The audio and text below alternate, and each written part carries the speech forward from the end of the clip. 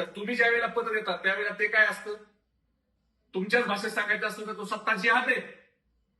मग तुम्ही केलं तर रास लिहिला आणि दुसऱ्यांनी केलं तर कॅरेक्टर दिला, असं कसं चालेल? आता देशातला युवक आणि जनता ही सुज्ञ झाली, आता तुम्हाला धडा शिकवल्याशिवाय राहणार नाही.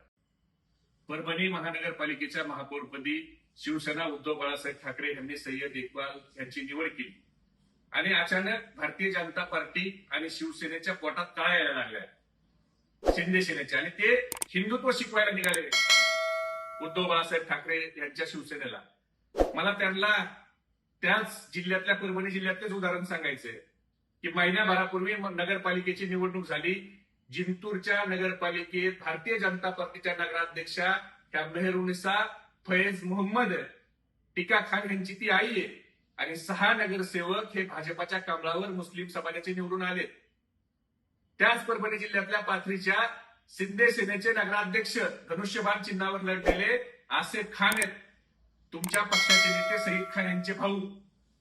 म्हणजे तुम्ही जर मुस्लिम समाजाला दिलं, अजून थोडं विधानसभेच्या जर थोडं पलीकडे गेलो सिल्लोडकडं, तर अब्दुल सत्तार ह्यांना तुम्ही गुवाहाटीला घेऊन मंत्री केलं.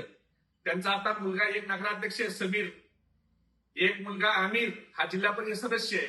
मग आता हे जे झालं, तर तुम्ही ज्या वेळेला पत्र देतात त्यावेळेला ते काय असतं, तुमच्याच भाषेत सांगायचं असतं तर तो सत्ता जिहाद आहे.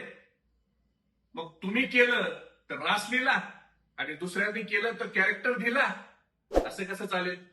म्हणजे तुम्ही आता मूळ प्रश्नावर बोला, मूळ प्रश्नावर लक्ष विचलित करू नका. एप्स्टीन फाईल मध्ये काय हे देशाला आणि महाराष्ट्राला जाणून घ्यायचंय, जरा त्याच्यावर बोला.